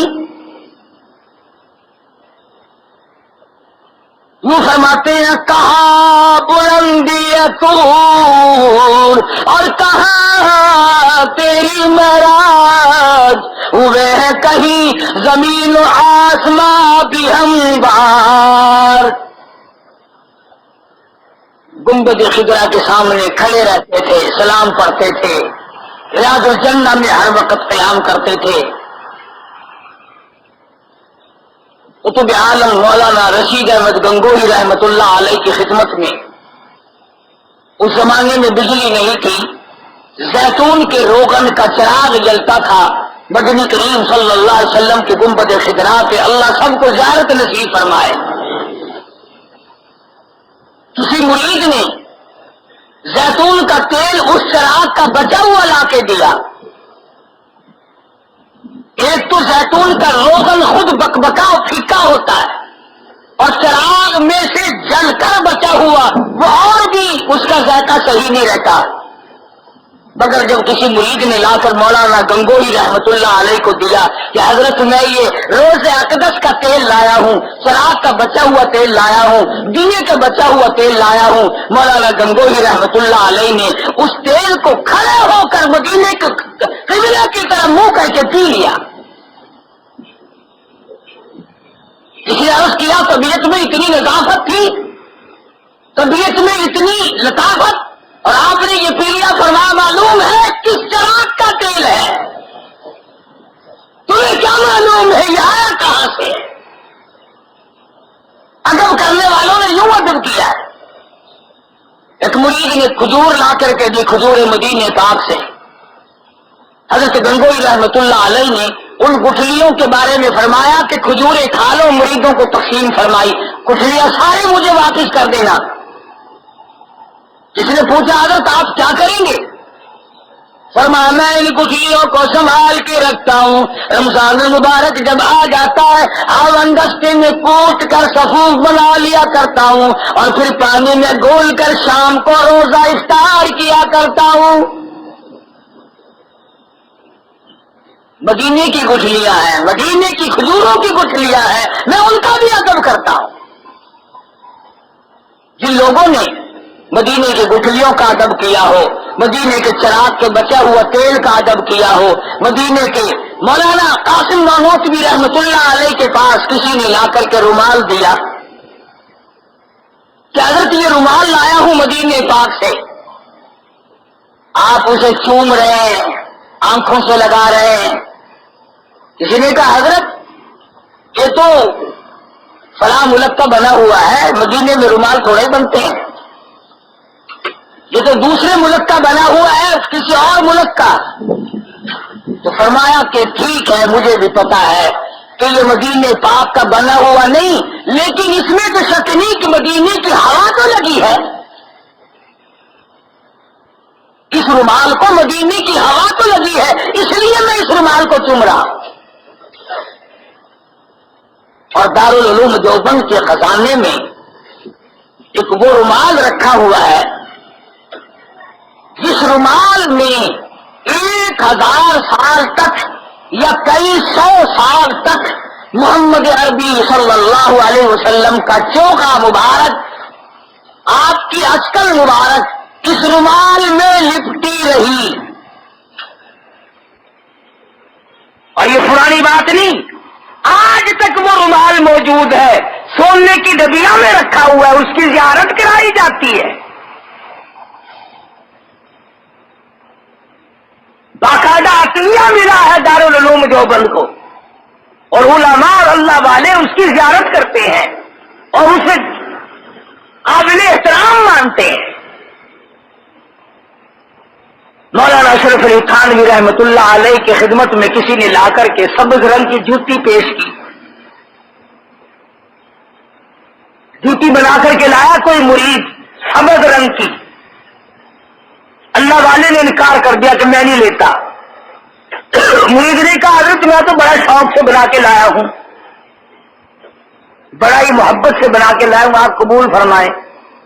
فرمایا میں اس رنگ کی جوتی نہیں پہن سکتا، جو رنگ میری آنکھوں نے گنبد خضرا کا دیکھا ہو، میں اس رنگ کو اپنی جوتیوں کو اپنے پیروں کے نیچے نہیں دیکھ سکتا۔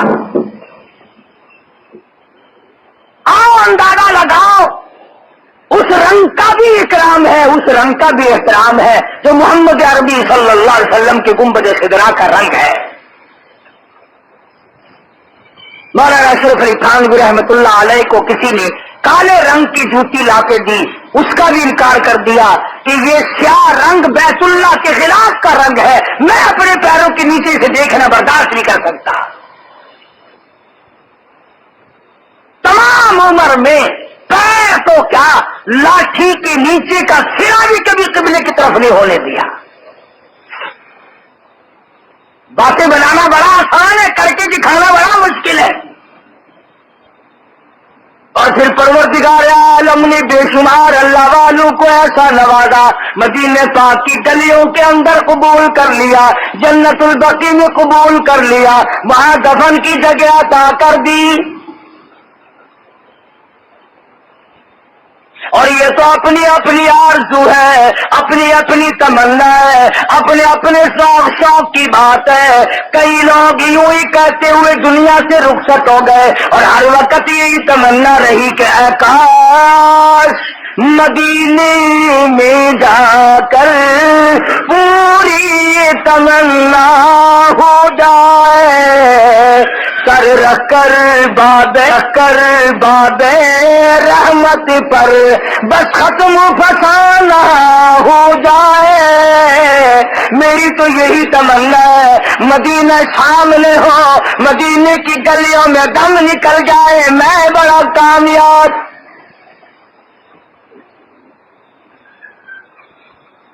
عقیدت سے تعلق ہے سارا، محبت کی بات ہے، دل میں سما جانے کی بات ہے، گھر کر لینے کی بات ہے. اور کیوں نہ ہو، تمام حاجیوں سے پوچھنا جب بھی مدینے پاک سے فارغ ہو کر چلے گا آخری سلام عرض کرے گا، بشرطے مسلمان ہو، ایمان کی رفتی اور چنگاری ہو، آخری سلام عرض کر کے جب نکلتا ہے جگر پھٹتا ہے آدمی کا. چلا ہوں مدینے سے. انہوں نے کچھ ایسا نظام بنایا ہوا تھا، اب کا تو مجھے پتہ نہیں، کہ سب لاری سواری چاروں طرف سے گھوم کر پھر مدینے شہر سے نکلتی تھی. ایسا معلوم ہوتا تھا جب موٹر سواری چلتی ہے، چیخیں ہیں، آہو بکا ہے، ایک گریا ہے، زاری ہے، رو رہا ہے مدینے سے نکلنے والا. میں مدینے سے نکل رہا ہوں، پھر نہ معلوم واپسی ہوگی کہ نہیں.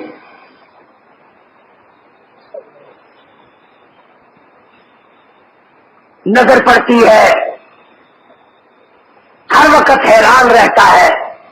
اور مدینے کی گلی گلی میں جب ہوا لگتی ہے تو ایسا معلوم ہوتا ہے کہ یوں آواز آتی ہو، گھبرایا نہ کر، تو میرا ہے میں تیرا ہوں. مدینے کے عرب لوگوں سے پوچھو کہ آج بھی ان وقت کے ساتھ کتنا بڑا تعلق ہے محمد عربی صلی اللہ علیہ وسلم. مدینے پاک کا کوئی آدمی حاجی کو ڈانٹ نہیں سکتا، تنگ نہیں کر سکتا، پریشان نہیں کر سکتا، کرتا ہے جھڑکی ملتی ہے. محمد رسول اللہ صلی اللہ تعالی وسلم کی طرف سے ڈانٹ ملتی ہے. اور ہمارے اکابر نے تو سب کچھ کر کے دیکھا ہے.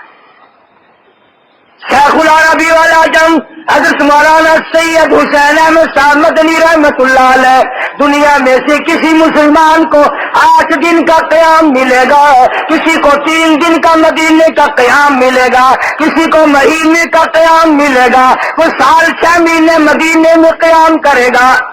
آئی مولانا مدنی کی باری، 15 سال تک جالیوں کی چھاؤں میں بیٹھ کر حدیث پاک کا درس دیا.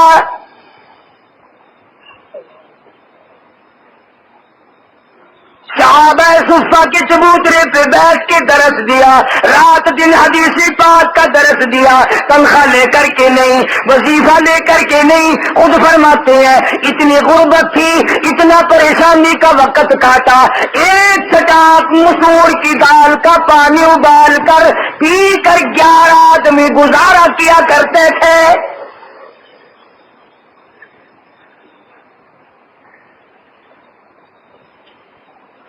میرے پیر اور مرشد مولانا حسین احمد مدنی رحمت اللہ علیہ، مدینے پاک کے لوگ سبزیوں ترکاریوں کے چھلکے گلیوں میں پھینک دیتے ہیں. شیخ مدنی تھوڑا سا اندھیرا ہوتے ہی گلی میں نکل جاتے ہیں، وہ چھلکے وہ تراشے مدینے کی گلیوں سے اٹھا لاتے ہیں. کسی نے پوچھا بالا یہ کیا کر رہے ہو؟ فرمایا اپنے آقا کے شہر میں دریوزہ گری کر رہا ہوں. کسی غیر کا شہر نہیں، کالی کملی والے کا شہر ہے، اسی کی گلیوں سے چل رہا ہوں.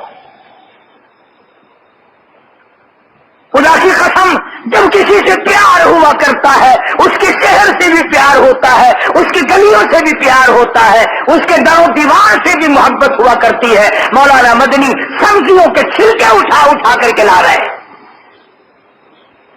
اور پانی میں دھو کر چاقو سے ٹکڑے کر کے منہ میں چبا کر پانی پی کر ریاض الجنہ میں کھڑے ہو کر ساری رات قرآن پڑھتے ہیں۔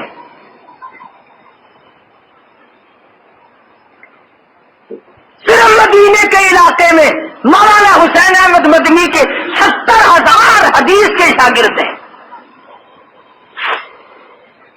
70,000 شاگرد ہیں مولانا مدنی رحمت اللہ علیہ کے مدینے کے علاقے میں۔ عراق کے ہوں، مصر کے ہوں، شام کے ہوں، فلسطین کے ہوں، ان سب نے روزہ اقدس کے سامنے بیٹھ کر مولانا حسین احمد مدنی رحمت اللہ علیہ سے حدیث پاک پڑھی۔ اعتراض کرنا بڑا آسان ہے، کوئی کر کے تو دکھاؤ، ایک آدمی تو دکھاؤ جس نے اس طریقے سے کیا۔ اور کمال تو یہاں تک ہے، مولانا محمد زکریا صاحب شیخ الحدیث رحمہ اللہ، اللہ کی کروڑ رحمت نازل ہو اس مرد قلندر کی قبر مبارک پہ آمین کہو، جنت البقیع میں دفن ہوئے۔ یوں لکھتے ہیں کہ مدینے پاک میں یہ تمنا کرنا، یہ آرزو کرنا، یہ حسرت دل میں بٹھانا کہ مجھے مدینے کا دفن نصیب ہو جائے، ایسا ہے جیسے جنت میں داخلے کا اشتیاق کرنا۔ اور اسی پر ساری زندگی گزاری حضرت شیخ الحدیث رحمت اللہ علیہ نے۔ تو کیا کہنا ان لوگوں کا جنہوں نے ساری عمر قال قال رسول اللہ صلی اللہ علیہ وسلم میں گزار دی، سارا دن نبی پاک صلی اللہ علیہ وسلم کے ذات اقدس میں درود پاک اور ساری رات درود پاک اور ہر وقت پڑھنا پڑھانا، حضور کے اقوال، حضور کے افعال، حضور کے اعمال، حضور کے فرمودات ارشادات سب کو پڑھانا اور تعلیم کرنا، یہ کتنی بڑی بات ہے۔ آج ہمیں کہاں نصیب ہے یہ چیزیں، اور قدر اس وقت ہوگی جب میدان حشر برپا ہوگا۔ ہاں قدر اس وقت ہوگی جب پیاس 50,000 سال کی ہوگی اور گرمی سوا نیزے پہ سورج کی ہوگی، پھر پتہ چلے گا کہ سرکار مدینہ صلی اللہ علیہ وسلم کا کتنا بڑا مقام ہے، کیا عظمت ہے حضور کی۔ اس لیے کہتا ہے مدینے پاک میں چلا جانا بات بڑی سعادت ہے۔ مدنی کریم صلی اللہ علیہ وسلم کی مسجد میں حرم نبوی میں ایک نماز کا ادا کرنا 50,000 نمازوں کا ثواب ملتا ہے۔ گلی کوچوں میں چلو نرالے معلوم ہوتے ہیں، ہوا نرالی ہے، فضا نرالی ہے، سارا کاروبار نرالا ہے۔ اس لیے کہتا میں دور سے چل کر آیا ہوں، دل میں یہ تمنا لایا ہوں، میں دور سے چل کر آیا ہوں، دل میں یہ تمنا لایا ہوں، تم عرش سے دل میں آ جاؤ، دل عرش معلا ہو جائے، سر رکھ کر باب رحمت پر بس ختم فسانہ ہو جائے۔ اے عرش نشی اے ماہ مقیم، ایک بار تو ایسا ہو جائے، روز کی جالی ہاتھ میں ہو اور دیدار تمہارا ہو جائے۔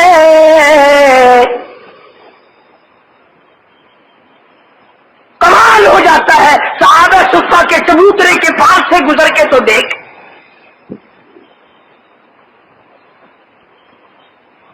اب بھی مجھے مدینے پاک سے کئی دن ہو گئے، خط ملا ایک اللہ والے کا، جس میں لکھا ہے کہ میں کوئی کام نہیں کرتا، بستہ نہیں لگاتا، کوئی مدینے میں رہ کر دھندا نہیں کرتا، دل میں ہر وقت اللہ اللہ کرتا ہوں۔ شیخ الحدیث رحمہ اللہ کی خدمت کرتا تھا، حضرت کے مہمانوں کو کھانا کھلاتا تھا، پانی پلاتا تھا، لیکن کھاتا نہیں تھا تاکہ یہ نہ ہو کہ یہ خدمت کر رہا کھانے کے لیے۔ لکھا تھا کہ کو کام نہیں کرتا تو بھوک آ گئی. تیسرا دن ہو گیا بھوک کو اور فاقے کو, کچھ نہیں ملا کھانے کے لیے.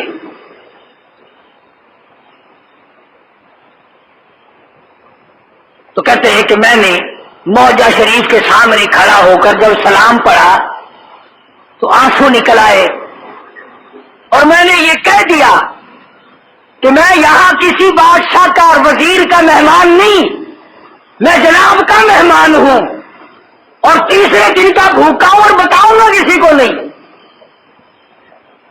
3 دن ہو گئے مجھے بھوکے کو, اور مہمان ہوں میں مدینے والے تیرا آج کا مہمان ہوں.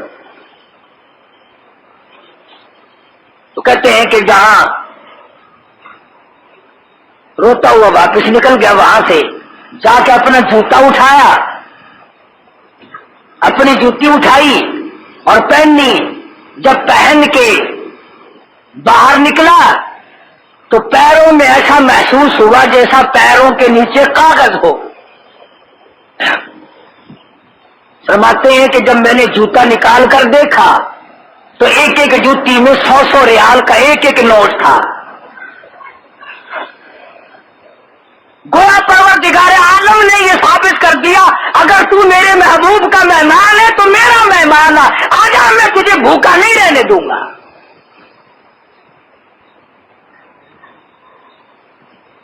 بے شمار واقعات ہیں. مدینہ پاک میں ایک شخص بیٹھے ہیں اور نیچے کو سر جھکایا ہوا ہے, دوسری طرف محدث عبد الرزاق رحمہ اللہ کوئی بزرگ ہیں, اللہ والے ہیں, وہ حدیث پاک بیان کر رہے ہیں. ایک بزرگ آئے اور یہ جو سر اپنے گھٹنوں پہ رکھے بیٹھا تھا نوجوان, اس کو کہا کہ اے اللہ والے ادھر جا کے بیٹھ, عبد الرزاق سے کالی کمری والے صلی اللہ علیہ وسلم کی حدیث پاک سن, جا وہاں حضور کے ارشاد سن. تو یہ نوجوان کیا کہتا ہے کہ جاؤ جاؤ عبد الرزاق سے نبی کی حدیث تم جا کر کے سنو, میں تو اپنے محبوب کی حدیث خود رزاق سے سن رہا ہوں. میں تو مدنی کریم صلی اللہ علیہ وسلم کی حدیث پاک خود رزاق سے اپنے رب سے سن رہا ہوں. اب وہ بزرگ جو تھے جنہوں نے اس کو ٹوکا تھا وہ کہنے لگے اچھا اتنا اللہ نے مقام بخشا ہے کہ ہاں. فرمایا صلی اللہ والے نے پھر بتا میں کون ہوں. انہوں نے یوں نظر اٹھائی اور کہنے لگا اگر فراست ایمانی صحیح ہے تو آپ خضر ہیں. بے شمار واقعات ہیں. مدینہ منورہ میں کچھ ایسا وقت آیا کہ صحابہ اکرام کے دشمنوں نے پروگرام بنایا کہ حضرت صدیق اکبر رضی اللہ تعالیٰ عنہ اور فاروق اعظم رضی اللہ تعالیٰ عنہ ان دونوں حضرات کے جسم اقدس یہاں سے نکال لیے جائے. چنانچہ مدینے کے گورنر کو پھنسایا گیا, ساز باز کی گئی, اور وقت کے حکمران نے شمس الدین سراج ایک بزرگ ہے وہ اس وقت کے متولی اور مجاور ہیں محمد کریم صلی اللہ علیہ وسلم کے روز اقدس کے. حکومت والوں نے بلا کر کے کہا کہ دیکھو ایک ہماری بات سنو, اگر تم نے کسی کو بتایا تو سر اڑا دیا جائے گا. رات کو کچھ آدمی آئیں گے, جو وہ کرے انہیں کرنے دینا, کسی کو خبر نہیں کرنی اور تم نے رکاوٹ نہیں بننا. کہ اچھا جی.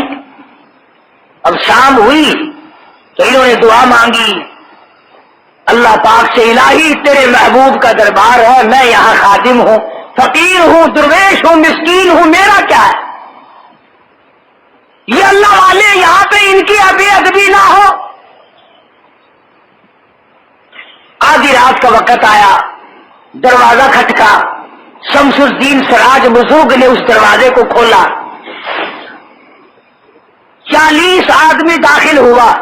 یہ گنتے رہے, ٹوکریاں, کھدال, کئی کسی کھودنے والی, مٹی نکالنے والی چیزیں، آلات ان کے ساتھ ہیں، یہ گنتے چلے گئے، دیکھتے چلے گئے، روتے رہے، الہی خیر، الہی تیرے سپرد معاملہ، میں مجبور ہوں، دعا کی رو کے آواز آئی شمس الدین سراج ٹھہر جا ذرا دیکھ تو صحیح۔ سب سے پچھلے آدمی نے جب اشارہ کیا نا کہ اب دروازہ بند کر دے، تو جیسے یوں دروازہ بند کر کے اور یوں دیکھا، شمس الدین سراج رحمہ اللہ بزرگ کہتے ہیں میری آنکھوں نے دیکھا زمین پھٹ گئی، 40 کے 40 کو لقمہ بنا گئی، بغیر ساز و سامان کے ٹوکریاں اور آلات جو بھی کچھ تھا سارے کے سارے کو زمین نگل گئے۔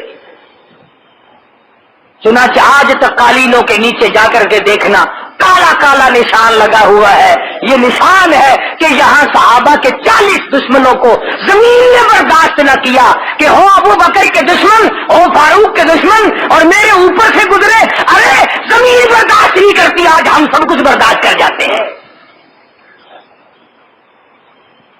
زمین نہیں برداشت کرتی۔ تو میں عرض کر رہا تھا مدینہ بڑی شہر ہے جہاں 10,000 مدنی کریم صلی اللہ علیہ وسلم کے 10,000 جرنیلوں کا ڈیرا ہو، جہاں مدنی کریم صلی اللہ علیہ وسلم کی 6 پھوپھیوں کا ڈیرا ہو، جہاں 4 بیٹیوں کا ڈیرا ہو، اور جہاں 9 ازواج مطہرات کا ڈیرا ہو، اور جہاں خود سرکار مدینہ صلی اللہ تعالی وسلم کا ڈیرا ہو، پھر کیوں نہ یوں کہے آدمی، کہتا اے روح نہ گھبرا ٹھہر ذرا، اے روح نہ گھبرا ٹھہر ذرا، 2-4 قدم پر مدینہ ہے، اس وقت نکل جانا تن سے جب سامنے روزہ آ جائے، کہتا میری تو یہ تمنا ہے ادھر دم نکل رہا ہو، ادھر تیری چوکھٹ پہ میں پڑا ہوں۔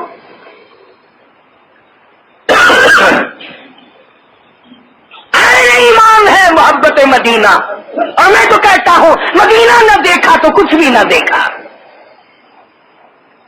ہر شے نرالی، ہر چیز نرالی، خدا کی قسم مدینے کا کتا بھی نرالا ہے، مدینے کی بلی بھی نرالی ہے، مدینے کا آدمی نرالا ہے، مدینے کی ہوا نرالی ہے، مدینے کی مٹی نرالی ہے۔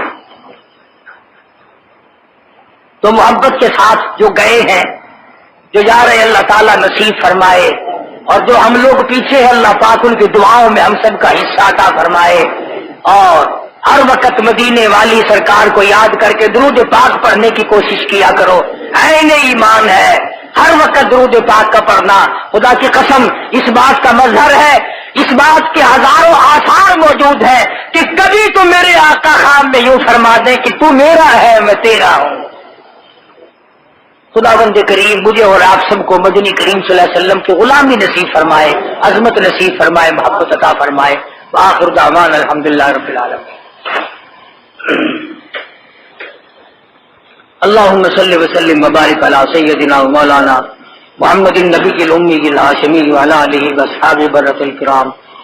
یا اللہ سب بیماروں کو شفا عطا فرما، سب کی مشکلوں کو آسان فرما۔ لکڑ منڈی کے 2 آدمی، ایک مرد عورت، ایکسیڈنٹ کی وجہ سے کئی دن ہو گئے، دونوں میاں بیوی بے ہوش ہیں، اللہ پاک ان کو صحت کاملہ عطا فرمائے اور تمام مسلمانوں کی پریشانیوں کو دور فرما، سب کے کاروبار میں برکت عطا فرما۔ یہ محمد یاسین سبزی منڈی میں کام کرتا ہے، والدہ کو حج کے لیے کراچی پہنچانے گیا تھا، دعا کرو اللہ پاک کاروبار میں برکت عطا فرمائے۔ میرے بھی کئی دن سے کان میں کھبے کان میں تکلیف، اللہ پاک شفا عطا فرمائے، سب کی مشکلوں کو آسان فرما، سب کے دکھ دردوں کو دور فرما، الہی بے اولاد کو اولاد عطا فرما، ہم سب کے گھروں میں خیر و برکت عطا فرما۔ یا اللہ ہم سب کو کلمے اور ایمان والی موت عطا فرما۔ یا اللہ ہم سب کی مغفرت فرما، جتنے بھی تیرے دربار میں پہنچے ہوئے سب کی حاضری منظور فرما، ان کی دعاؤں میں ہمارا حصہ عطا فرما۔ الہ العالمین ہم سب کو 2 جہان کی سعادت نصیب فرما، 2 جہان کی دولت عطا فرما۔ یا اللہ بدبختی سے بچا، محرومی سے بچا، سومی قسمت سے بچا،